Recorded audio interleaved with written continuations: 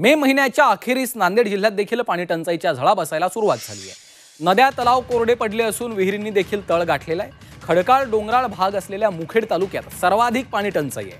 वाल्मिक नगरमध्ये 4 किलोमीटर दूरवरनं पाईपलाईनद्वारे पाणी आणून विहिरीत टाकावं लागतंय।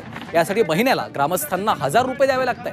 तर ताईबाई तांडा इथं देखील पाणी टंचाई आहे। जवळपास 400 लोकसंख्येच्या या तांड्याला एकाच बोरमधनं पाणी घ्यावं लागतंय। तर सरकारनं तत्काळ टँकर सुरू करण्याची मागणी आता ग्रामस्थ करतायत।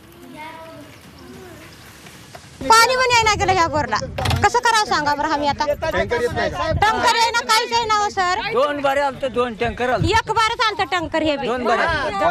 2 महिने झाले इथे पियाला पाणी नाही। 12 घंट्यात एक घागर बायला भेटते। आंघोळ काय करावं ना, पाणी कुठलं प्यावं? शेताचे कामं नाहीत, कुठलेच कामं नाहीत।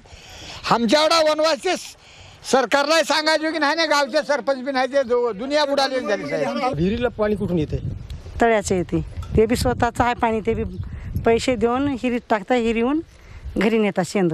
किती महिन्याला पैसे? 1000 रुपये देतात महिन्याला प्रत्येक घराचे? प्रत्येक घराचे।